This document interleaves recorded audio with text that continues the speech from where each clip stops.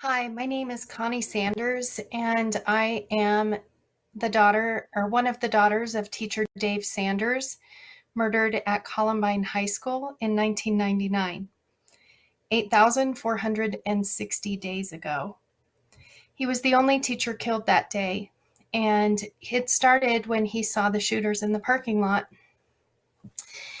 He ran into the cafeteria and yelled to the students to get out, get down, and to run and hide. He saved hundreds of students that day. He went into the cafeteria, jumping onto the tables. Everybody cleared out. He ran to the top of the stairs to run at the shooters as they entered the library, where they killed where most of the casualties were. And as he was running towards them, they shot him. They shot him in the back and they shot him in the neck. He went into a science room filled with 40 students, and he fell. His teeth had been knocked out. He was bleeding, and the students took some of their clothing to stop the bleeding. They were there for over 3 hours as he bled to death in a room full of 40 students. During that time, the students took out pictures of my sisters and I and the grandbabies and asked him questions, trying to keep him awake, hoping that he may survive. The students were able to escape about 3 hours, and the SWAT team had my dad, and they were getting ready to evacuate him, and they realized that he wasn't going to make it. So he asked if all the students got out, and when they said yes, he said, "Tell my girls I love them." I don't want anybody to have to travel this journey. Anybody, but here we are. We thought that Columbine would be enough, and it should have been. We thought that the shootings before Columbine shouldn't have been enough, and it wasn't. Is it now?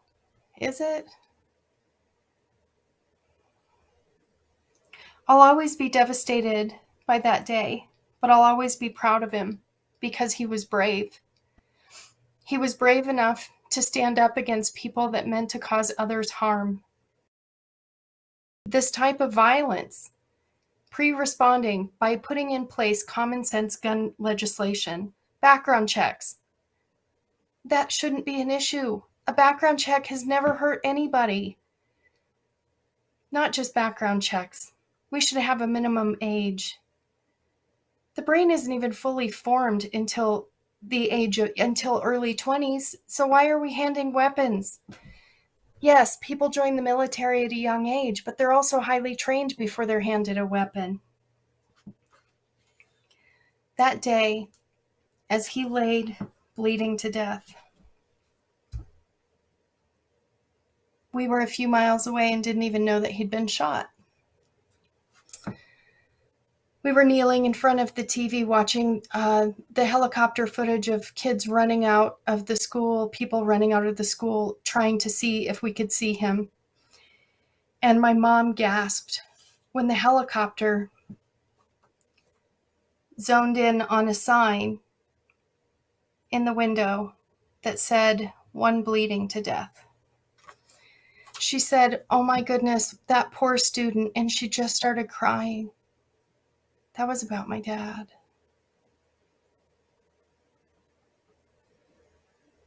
I don't want anybody to feel this way. We have a chance to change it, and it's time that we do. I don't want anybody's last photograph of their loved one to be their loved one running upstairs, and within 30 seconds, he would have been shot in the neck and in the back.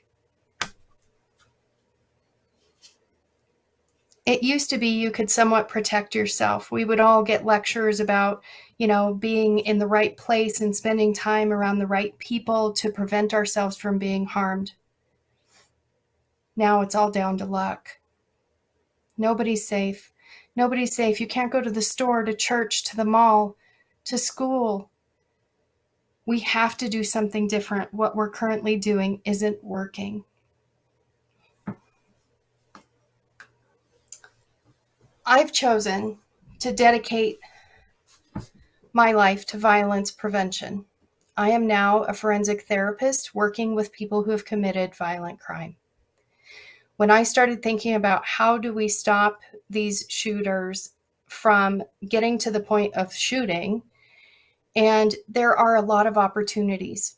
The two boys that murdered Dad, they had been on diversion for breaking into a van.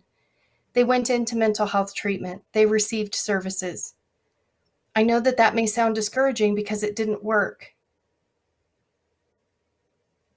But what if it could have? What if it was different? So I own an agency here in Colorado with a couple of locations. We work with people who are on parole, who have been in prison for committing violent crime, people on probation and diversion.